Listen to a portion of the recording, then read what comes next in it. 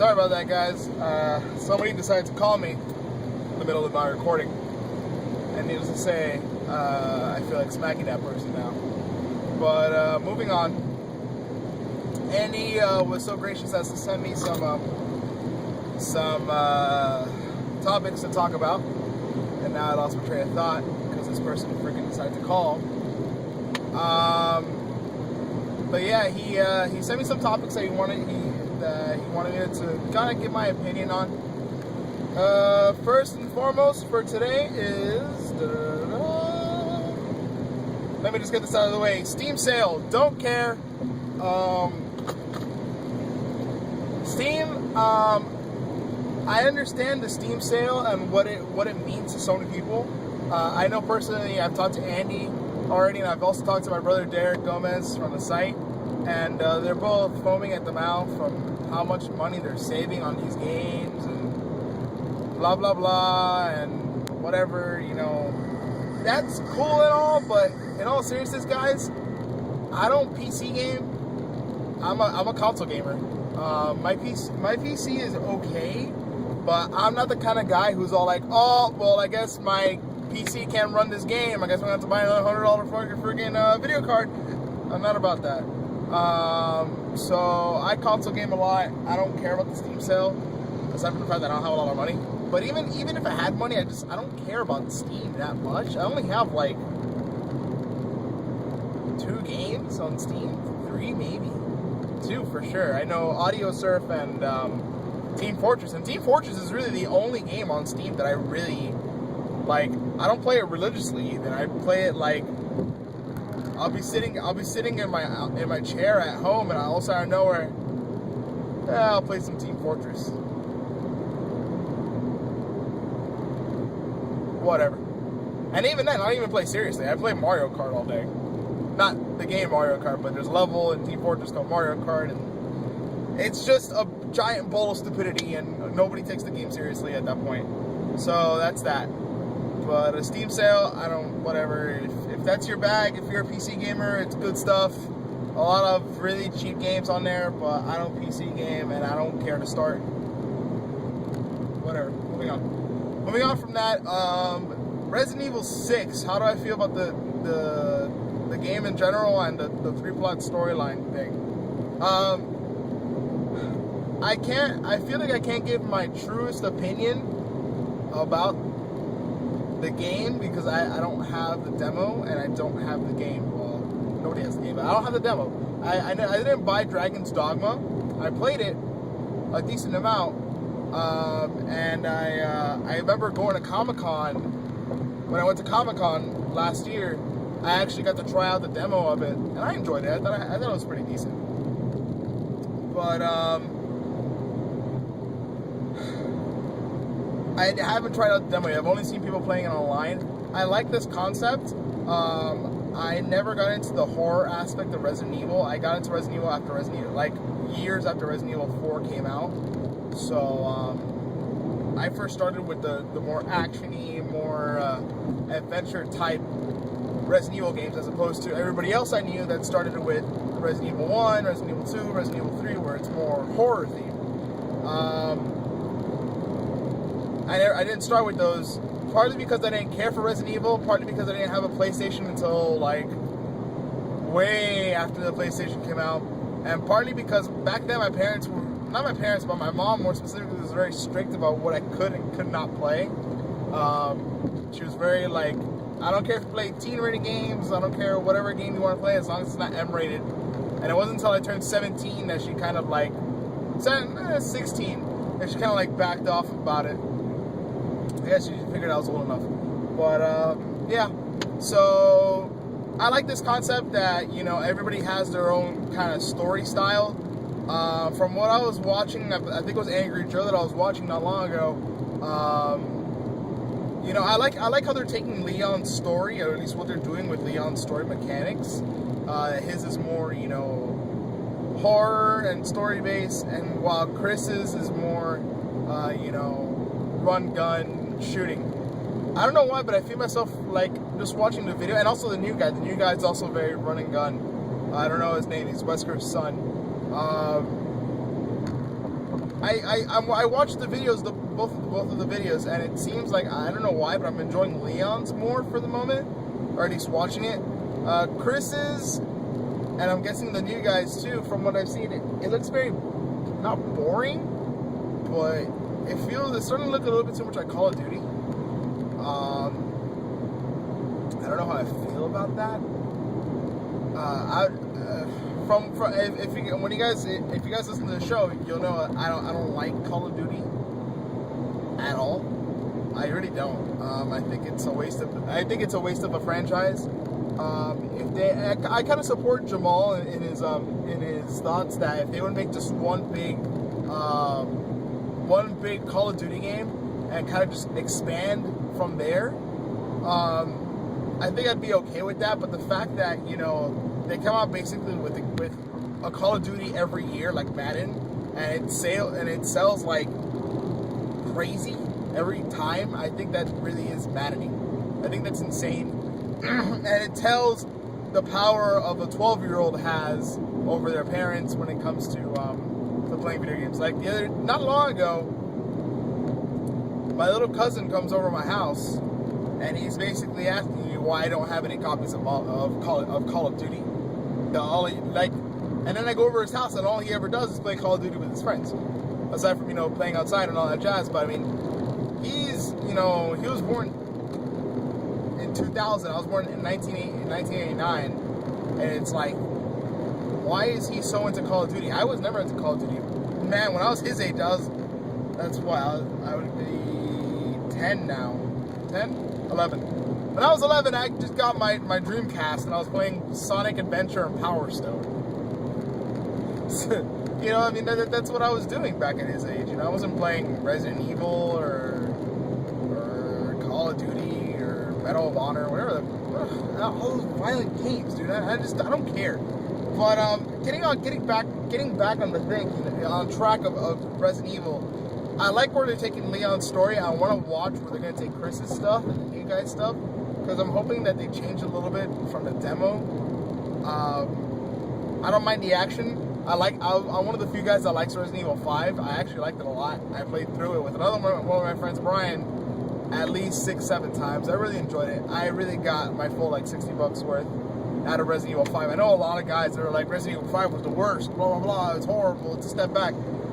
You can't follow up Resident Evil 4. Resident Evil 4 is too good. I mean, come on, guys. Like, seriously, you can't have your expectations all the way up here and then be mad when you just get it like this. That's my personal opinion about that. But moving on. Next up, let's go Rock Band Blitz. How do I feel about that? How do I feel about Rock Band Blitz? Is it Harmonix trying to make a quick buck? First, let me start off by saying this. Any game that's being released on Xbox Live Arcade is there, or Xbox Live Arcade, PlayStation Network. I have both. I don't care. Either way, they're there to make a quick buck. It's sad, but it's true. But aside from that initial thought, I feel that Harmonix is actually getting back to their roots, because, I mean, if you guys remember, they started with Frequency and Amplitude, and those were both music games that didn't use any instruments. They used a button, a D-pad and buttons. So it's like it's Rock Band going back to its roots. I think this game was maybe an idea that like a director or one of the owners of Harmonix, they're like, I miss those old days that we had, making those old little rhythm games. Let's go back to making that for once, Let's just make it a little Rock Band thing, and it will sell. And it will. I think for me, the reason I want it so bad is not because of the game itself, but for the addition of the 25 songs that get imported to Rock Band 3, just to keep up to speed. I actually, on my copy of Rock Band, I've had every copy of Rock Band to come out so far, and I have all of them imported into my Rock Band 3 file as far as I can. Beatles Rock Band you couldn't import into Rock Band 3 or Rock Band 2 at the time, which I was super sad about, but it is what it is. But I do have Rock Band 1, Rock Band 2, Lego Rock Band, and Green Day Rock Band all imported into my Rock Band 3, as well as all my Rock Band network and my download songs, which I have a lot of them. Like, altogether, all my songs come out to more than 500 songs. I have more than 500 songs in Rock Band at the moment. So this is just an extra 25 songs. I don't know all of them. Or not that I don't know all of them. I've seen the list of songs, but there's some of them that I don't know and I don't care for. But there's a couple that I'm gonna have fun with. But I'm more excited about the fact that I'm gonna get free songs more than the thought that I'm gonna get a whole DLC game. The game itself looks fun. I don't see myself playing it all that much. I might play it to unlock achievements and get more for my gamer tag. But outside of that, I don't know if I'm gonna go too far with it. That's just kind of how I see it. It's one of those little games, It doesn't have the great grandiose scope that I've had with some PlayStation Network, some Xbox Live arcade games like Castle Crashers, Scott Pilgrim vs. the World, Wipeout HD, and Wipeout HD Fury. Those games I had a more grandiose, like, this is a whole game. Like, if you put this game on a disc, it would sell. Maybe not for full $60 retail price, but it would sell. I don't think I feel that with this Rock Band Blitz. I do feel that it's a bit of a quick buck. I'm gonna get it anyway because of the songs that come with it that get imported to Rock Band 3, and the fact that I can't play my old songs in Rock Band Blitz. So it's like a mini game that I have extra use for my music. So that's great. Moving on, Ni no Kuni. Do you think this level 5 in Studio Ghibli game will be a success in the States? I think it'll be a success as far as RPG goes, an RPG game goes. There's only so far RPGs go anymore in America, and especially JRPGs. I know Western RPGs like Fallout and Elder Scrolls, those games go farther. I've noticed a lot more people buy them here in the West. I hope it's gonna sell well. I don't have my copy pre-order yet because this year it's the year of Persona 4 Arena, Persona 4 Golden. Those are the two games that are taking up my entire pre-order thoughts right now. That and the Street Fighter 25th anniversary collector's set thing. That's another thing that's also taking up a whole big chunk of my wallet. And plus, Ni no Kuni is coming out next year anyway, so I got time. My birthday and Christmas come up through that time, through that time frame. I have time. I have enough ample time to go ahead and add those in, or add Ni no Kuni in whenever I want. But I hope it sells well. It looks nice.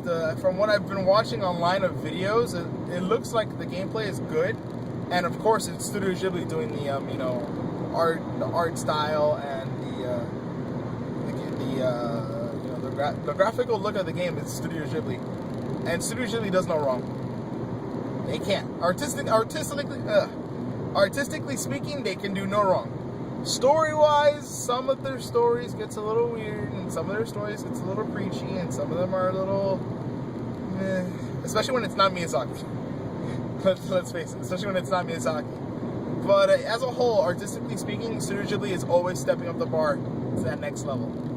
Always going above and beyond what any other animation company could do. So yeah, I hope it sells good. Maybe it will, maybe it won't. But yeah, I'm gunning for it. I know I am gonna pre-order it eventually. Moving on to the next. The Oh Yeah game console. It's a Kickstarter success. It may be a fourth competitor to the game console race, and it's open source. Do you think the market is ready for this? Well, to answer your question, do I think it's going to be a fourth competitor? No, it's not. Okay. It's a neat little gadget. It's kind of like, buying You can't. I mean, I don't want to compare it to the online service thing that came out a while back, because that was a flop.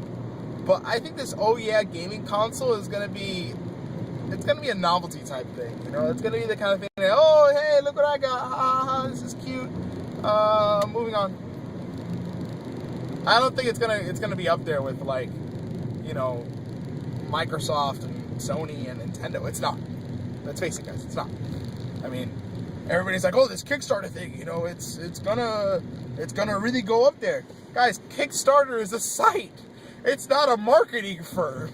Like, the guys who are making this system are gonna have the marketing, you know, power horse and like the manpower to make all of these systems, like Nintendo and Sony and Xbox. I mean, if Samsung was coming out with a console, and they're like, hey, it's Android based, it's open source, it's all this stuff that this Ouya does, I'd be like, okay, you know, maybe we got something going here. But this is an independent company. This isn't, you know, like, this is Nintendo. I'm not excited for it. It kind of, like I said, it looks like a novelty to me. I have an Android phone, but I don't really care much for the OS itself, and I don't see how it's gonna work into the console. I mean, as an experience, you know, they already announced Final Fantasy 3 for it, which is really, like, okay, but I don't know. I don't really care. It's not something that I'm gonna be like, okay, pre-order tomorrow, pick it up, day one. I'm not. It's not gonna happen. You know, it's a little. It looks like it's gonna be fun for a lark, but I don't think it's gonna be a competitor. I don't think it's gonna take any of, like, Nintendo or Sony or Microsoft's, like, market share. It's not. It's just not. It's just not. And he also wanted me to comment on Kickstarter as a whole. How do I feel about Kickstarter? I honestly feel like if I were to, at this point, from what I've seen the Kickstarter to do with Double Fine and Penny Arcade and the oh yeah system, or I don't know how, I'm guessing that's how you say it. I don't know how you say it. That's how everybody say it, but whatever. From what I've seen all these companies do through Kickstarter, especially Penny Arcade. Penny Arcade is like, well, more Double Fine, but Penny Arcade seems like they, you know, they got, like, a lot of money, like a ridiculous amount. And Double Fine's Kickstarter was good too, but I honestly feel like if I were to just make a Kickstarter saying, I need money for, you know, a Technica 3 arcade machine, let's make it a reality. If you donate, you know, $25, I'll send you a video of me, you know, in my underwear. If you donate $50, I'll send you a video of me in my underwear with a bottle of wine. You know, just make up, like, stupid little like prizes. If you pledge $500, I'll go to dinner with you, and you have to pay for it. If you donate $750, you go to dinner and I'll pay for it. Whatever, you know. But it's like, I don't know. This Kickstarter thing, it seems like it's gonna be abused, like, very quickly, and yeah. I think that's gonna do it. I'm gonna leave it at that Kickstarter joke right there. Kickstarter, kick in the foot. Anyways, that's all. That's gonna be all today for my episode of for my first 0.5 episode of Why in the Truck. Please excuse my my interruption there in the middle of the episode. That was unintentional and unplanned. I don't really know how to turn off my phone in terms of the phone functionality yet. So as soon as I find out how to do that, I'm going to go ahead and take care of that so that nobody calls me while I'm recording. That's a pain in the dick. Whatever. Anyways, guys, take care. Enjoy your day, and I'll see you guys, like,